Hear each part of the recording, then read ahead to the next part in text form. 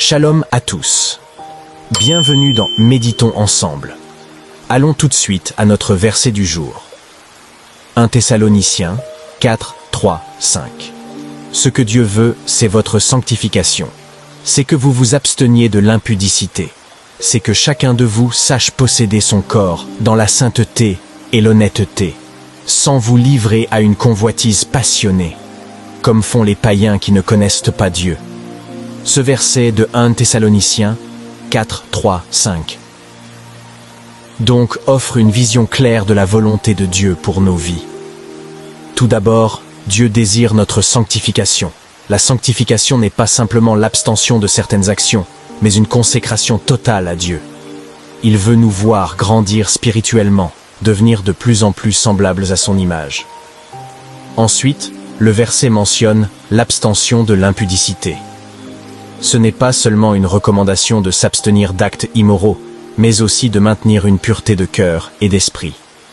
Dieu nous appelle à une sainteté profonde, à nous détourner de tout ce qui peut souiller notre relation avec lui.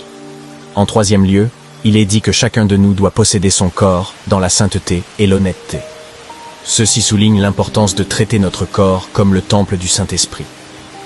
L'honnêteté dans notre comportement et notre conduite est une manifestation extérieure de la sainteté intérieure que Dieu recherche. Enfin, le verset nous met en garde contre la convoitise passionnée, une recherche égoïste et excessive de désirs charnels. Les païens, qui ne connaissent pas Dieu, sont souvent pris au piège de cette convoitise dévorante. Cependant, en tant que croyants, notre vie devrait être caractérisée par la maîtrise de soi et le renoncement à ses passions mondaines. En résumé, 1 Thessaloniciens 4, 3, 5 nous enseigne que la volonté de Dieu va bien au-delà de simples règles de conduite. Elle aspire à une transformation profonde de notre être, de l'intérieur vers l'extérieur, pour que nous reflétions la sainteté et l'honneur de Dieu dans tous les aspects de notre vie.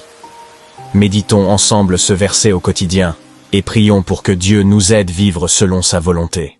Shalom.